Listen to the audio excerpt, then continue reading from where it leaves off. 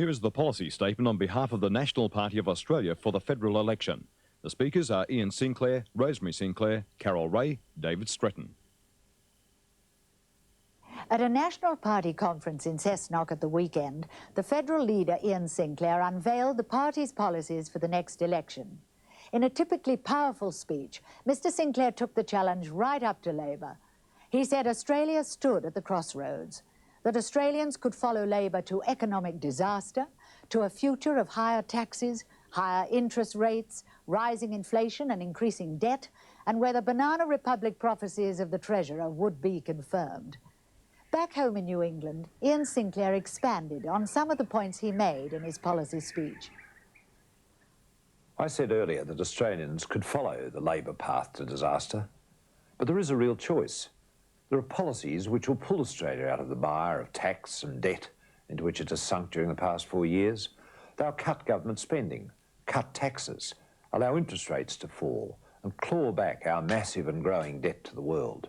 They'll get our farms, our mines, our industries and small businesses going again, generate more jobs, give school leavers a real chance, return to individuals their right to freedom and initiative, and give them pride, confidence and security. It won't be easy. It'll need courage, determination and understanding. For the past 4 years, the National Party has been refining its policies. Because of its close links with rural and regional Australia, it knows better than any other political party how our family businesses and farms have had to cope with great hardships. Today more than ever, rural Australians are fighting for their lives. Their enemy is the Labor government. Labor has been worse than any drought, economically worse than any fire, and worse than the aftermath of any flood. Unless there is a real turnaround, and soon, there will be no hope for far too many people. It is that serious. Since Labor came to power, interest rates have gone through the roof. The interest bill for small businessmen and farmers has gone from 14% to 21% or more. Home mortgage rates have risen so high that the old dream of owning your own home has become a nightmare for thousands. Our overseas debt is rising at the rate of $1,300 a second. We are going backwards at the price of a new Parliament House every 10 days. It took all governments of all political persuasions 82 years from federation to run up a foreign debt of $24 billion. Labor trebled that in just 3 years. Mr Hawke promised to cut petrol prices by 3 cents a litre. Instead, he's increased fuel prices by nearly 15 cents a litre.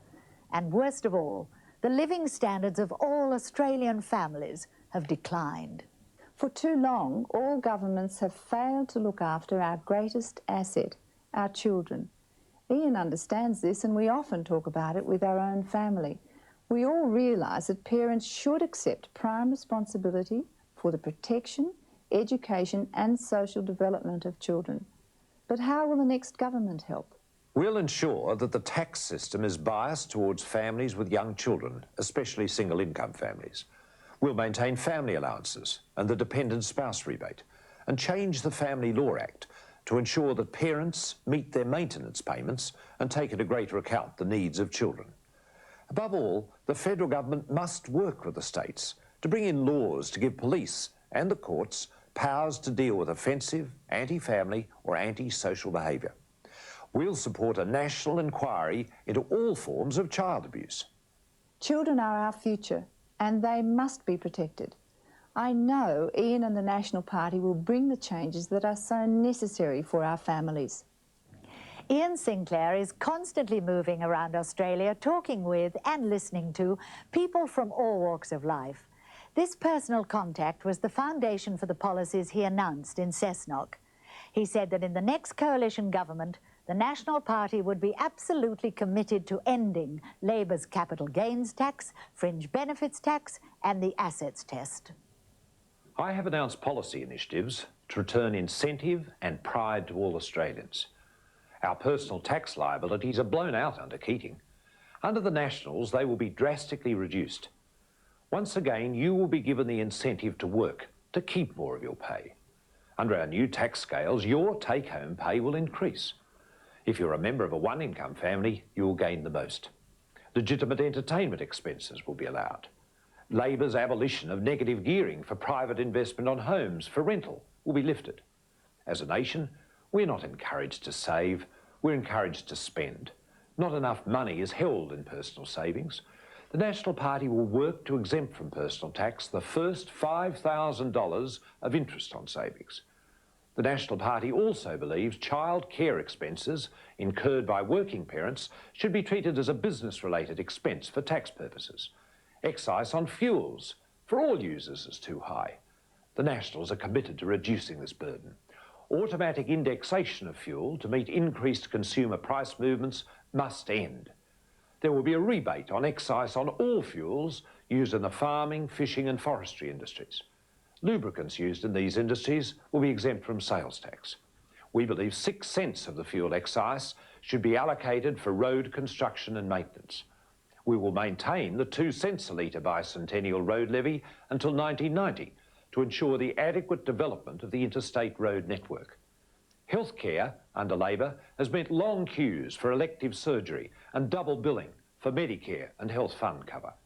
The National Party will protect the health needs of pensioners, the financially disadvantaged and the chronically ill.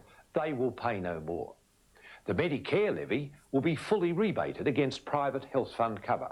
Then all Australians may have the choice of public or private hospital treatment. We will negotiate with the states to relieve present acute nurse shortages by allowing the registration of nurses following in-hospital training as in the past, as well as through the recently introduced graduate courses. Funds spent on present sensationalised advertising campaigns on AIDS and drugs will be diverted to overcoming the source of the problems. The emphasis in our drugs campaign will be towards penalising drug pushers and assisting drug users to throw off the habit. All Australians will be helped to recognise the advantages of a healthy lifestyle through promotion of the advantages of sport and recreation activities. For children, there must be a basic skill requirement imposed in reading, writing and arithmetic across all Australian schools. The Nationals will ensure the number and value of Austudy scholarships will allow all Australians reasonable access to tertiary education. Grants to postgraduate students will be reviewed to encourage innovative research and development once more in Australia. Under Labor, Australia's been living in an economic fool's paradise. The wages accord was a disaster. The superannuation loading was a con. A few weeks ago, Labor did another deal with the unions. They introduced yet more industrial legislation into the federal parliament. Do you really believe they won't proceed with it? Unions will be put even further above the law. The National Party believes in responsible unionism, but more than that, we believe that workers are more important than union bosses. If a worker wants to opt out of a union, he will be allowed to. If a business and its employees want to enter into a voluntary agreement on the terms and conditions of employment and register these with award status, they too will be allowed to.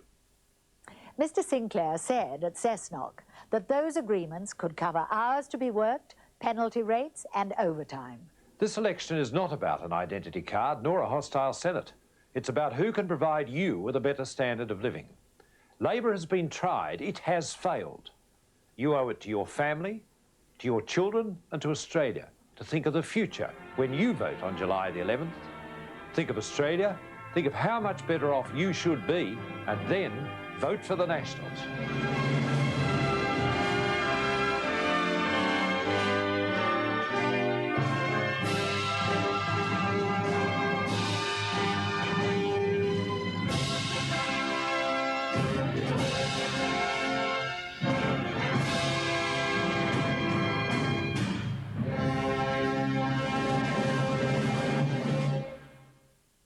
That was the policy statement on behalf of the National Party of Australia for the federal election.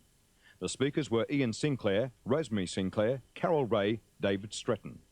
Written and authorised by Ian Sinclair, Parliament House, Canberra.